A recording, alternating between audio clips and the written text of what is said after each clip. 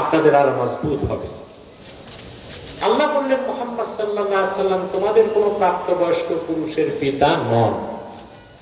আমরা তো জানি রাসূলুল্লাহ সাল্লাল্লাহু আলাইহি সাল্লামের কয়েকজন ছেলে সন্তান ছিল না? তাহের, তাইয়্যিব, ইব্রাহিম, কাসেম। এটা জানি না? আল্লাহ ছেলে সন্তান, রাসূলের ছেলে সন্তান ছিল তাহের, তাইয়্যিব, কাসেম, ইব্রাহিম। আর আল্লাহ বলেন মুহাম্মদ সাল্লাল্লাহু আলাইহি সাল্লাম তোমাদের প্রাপ্তবয়স্ক কোন পুরুষের পিতা নন। অর্থটা কি? অর্থ হচ্ছে মুহাম্মদ সাল্লাল্লাহু আলাইহি সাল্লামের একজন ছেলে সন্তানকে আল্লাহ পুরুষ হইতে দেন নাই, বালেগ হইতে দেন নাই, এর আগে উঠায় নিয়েছেন। কেন? যার ওসিলায় আকাশ ও জমিনকে আল্লাহ সৃষ্টি করলেন, যার আঙ্গুলের ইশারায় চাঁদ দুই টুকরা হয়ে গেছে, সুবহানাল্লাহ। লক্ষাধিক নবী রাসূলগণের যিনি নবী, গোটা সৃষ্টি জগৎকে আল্লাহ যার পায়ের তলে রেখে দিলেন, সেই নবী মুহাম্মদ সাল্লাল্লাহু আলাইহি ওয়াসাল্লামের একজন ছেলে সন্তানকে আল্লাহ জীবিত রাখলেন না কেন? প্রশ্ন আসে কি না?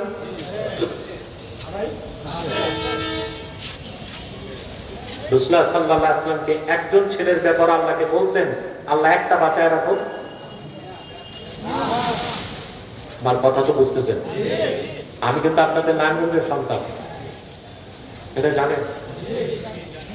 আমার পূর্বপুরুষ এসেছে আরব থেকে, ইউপি জনপুর হয়ে বাংলাদেশে হেদায়েতের উদ্দেশ্যে মাওলানা শাহ কারামত আলী জনপুরি রহমতুল্লাহ, যাকে বলা হয় বাংলাদেশের আধ্যাত্মিক স্থপতি। 2 কোটি লোক তার হাতে ঈমান এনে মুসলমান হয়েছে। যাক, সেই ইতিহাস তো জানেন আপনারা। বলছে আমি কিন্তু বহিরাগত না, মানে লঞ্চ টঞ্চ ধরে আসি নাই। আমার যত আমার ভাষা বুঝতে আপনাদের কষ্ট হওয়ার মোটেও কারণ নেই মনে করিয়া। প্রিয় বন্ধুরা, রাসূলুল্লাহ সাল্লাল্লাহু আলাইহি ওয়াসাল্লাম একজন ছেলের ব্যাপারে কি আল্লাহর কাছে চাইছেন? একজন ছেলের ব্যাপারও আল্লাহর কাছে বলেন নাই যে আল্লাহ আমার একটা ছেলেকে বাঁচায় রাখো। অথচ রাসূলুল্লাহ যা চাইতেন তাই তো পাইতেন, ঠিক না? আল্লাহর হাবিব ইরশাদ করেছেন হাদিস, লাউ আরাদতু আন তাসিরাল জিবালু মাইয়া যাহাবান ওয়া ফিদ্দাতান লাসারাত। আমি মুহাম্মদ সাল্লাল্লাহু আলাইহি সাল্লাম আমার মুখে বলার দরকার নাই, যদি আমি মনে মনে চাই মক্কা এবং মদিনা মুনাওয়ারার পাহাড়গুলো সোনার রূপায় পরিণত হয়ে আমার দুই পাশে দৌড়াক, মুখে বলা দরকার হবে না, মনে জাগতে আল্লাহ পাক মক্কা এবং মদিনা মুনাওয়ারার পাহাড়গুলোকে সোনা রূপা বানায় আমার দুই দিক থেকে চালায় দিবে। কিন্তু একজন ছেলে সন্তানও বেঁচে থাক রাসূলুল্লাহ চান নাই কেন? এটা ব্যাখ্যায় যার তার ব্যাখ্যা না, রাসূলুল্লাহর আপন চাচাতো ভাই আব্দুল্লাহ বিন আব্বাস, যাকে রাইসুল মুফাসসিরিন বলা হয়, উনি তাফসীর করছেন। আল্লাহ পাক মা কানা মুহাম্মাদুন আবা আহাদিন মিন রিজালিকুম এই অংশ দিয়ে বুঝাতে চেয়েছেন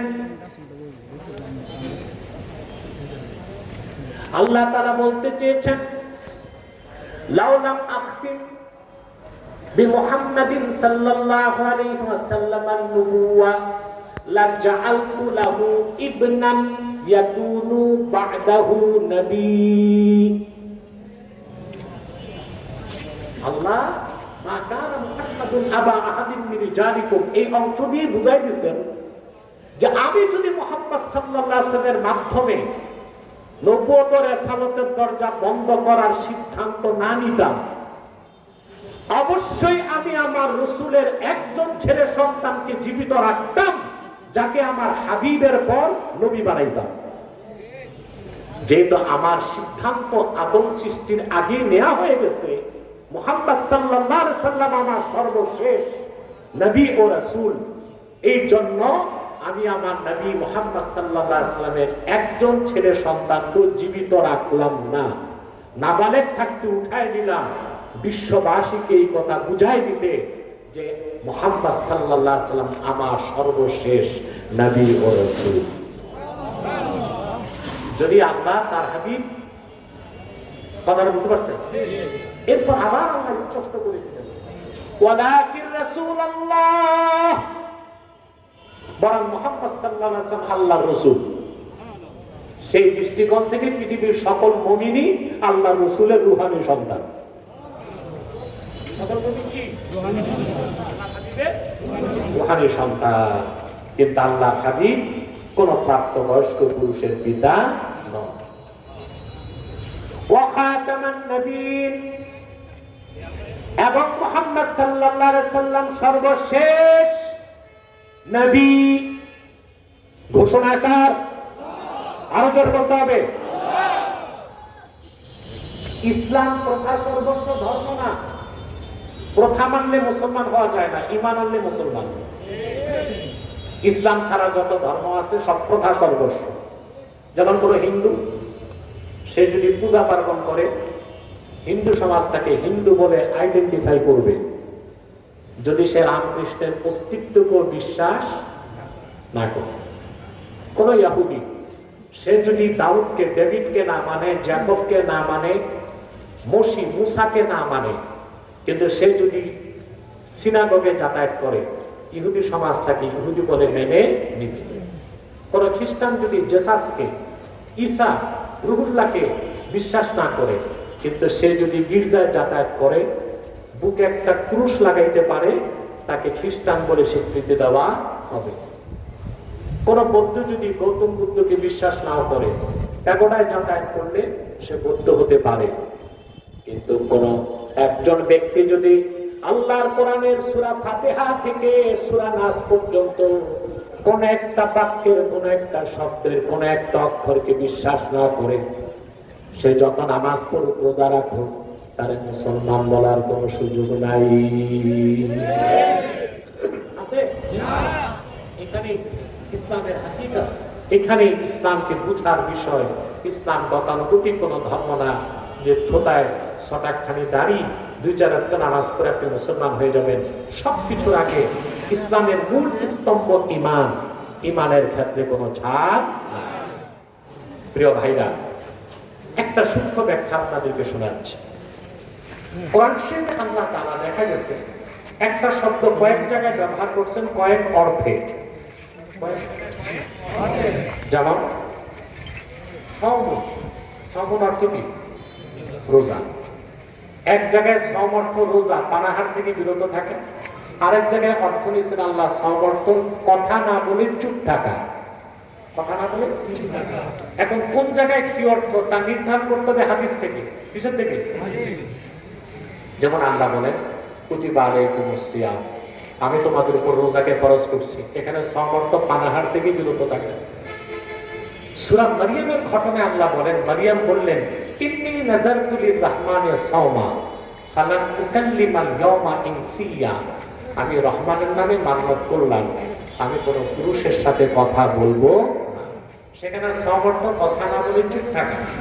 এক জায়গায় সাওম অর্থ পানাহার থেকে বিরত থাকা, আরেক জায়গায় সাওম অর্থ কথা না বলে। কোথায় কি অর্থ নিব? হাদিস থেকে নিতে হবে। দারাবা ইয়াদরিবু দারবুন, এটার অর্থ হচ্ছে মারা। অর্থ কি? কিন্তু আল্লাহ এই দারবুন শব্দ থেকে কোরআনে 3টা অর্থ নিয়েছেন। কয়টা?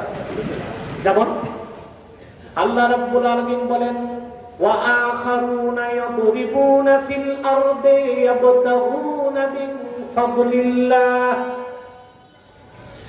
সাহাবায়ে কেরামের আরেকটা অংশ আছে, যারা রাতের বেলা, যারা দিনের বেলা আল্লাহর প্রদত্ত রিজিককে তালাশ করার জন্য হাঁটাহাঁটি করে।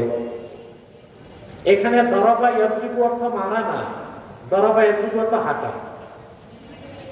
আরেক জায়গায় আল্লাহ তাআলা বলেন, ওয়া তিলকাল আমসালু নাদরিবুহা লিন-নাস, এসব হচ্ছে এক্সাম্পল, আমি উদাহরণ দেই মানুষের জন্য।